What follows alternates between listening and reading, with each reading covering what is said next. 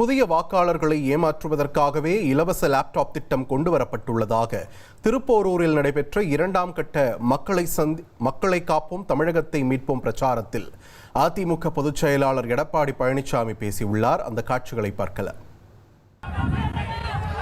இன்றைக்கு அதிமுக ஆட்சி இருக்கின்ற வரை நம்முடைய மாணவ செல்வங்கள் அறிவுபூர்வமான கல்வி கிடைப்பதற்கு லேப்டாப் கொடுத்தோம். சுமார் 52,50,000 பேருக்கு மடிக்கணினி கொடுத்தோம். சுமார் 7,350 கோடி இதற்காக நிதி ஒதுக்கீடு செய்யப்பட்டது.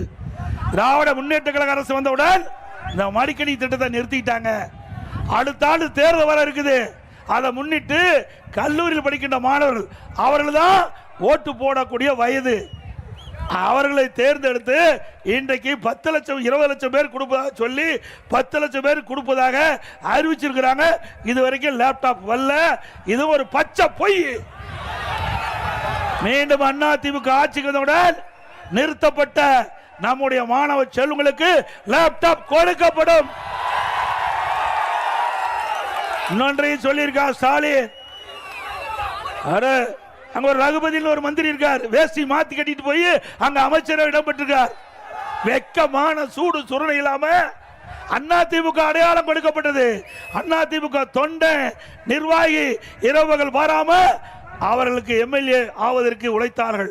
அதன் மூலமாக அம்மா அமைச்சர் என்ற அடையாளத்தை கொடுத்தார். அந்த அடையாளத்தை வைத்துக் கொண்டு துரோகத்தின் வடிவமாக இருந்து திமுகவை தஞ்சமடைந்து பதவி சுகத்தை பெற்றுக்கொண்டிருக்கின்ற திரு ரகுபதி அவர்களே, நாவடக்கம் தேவை, நாவடக்கம் தேவை. அன்றைக்கு ஒரு எட்டப்பன், இன்றைக்கு ஒரு ரகுபதி. ஆண்டவன் உன்னை மன்னிக்க மாட்டார். இங்கே அதிமுக உழைப்பால் உங்களை அடையாளம் காட்டப்பட்டது. அதிமுக கட்சியால் திரு ரகுபதி அடையாளம் காட்டப்பட்டார். அதனால நீ திமுகவில் அடைக்கலம் பெற்று இன்றைக்கு அமைச்சராக இருக்கிறீங்க. அவர் சொல்றார் லேப்டாப் எடப்பாடி பழனிசாமி நிறுத்தப்பட்டதாக. தவறு. 2019 வரை நாங்க லேப்டாப் கொடுத்தோம். 2020 கொரோனா ஓராண்டு பள்ளி திறக்கல, எந்த டெண்டர் விட முடியல. 21 ஆட்சி மாற்றம். ஆட்சிக்கு வந்த பிறகு இந்த லேப்டாப் திட்டத்தை நிறுத்திட்டாங்க.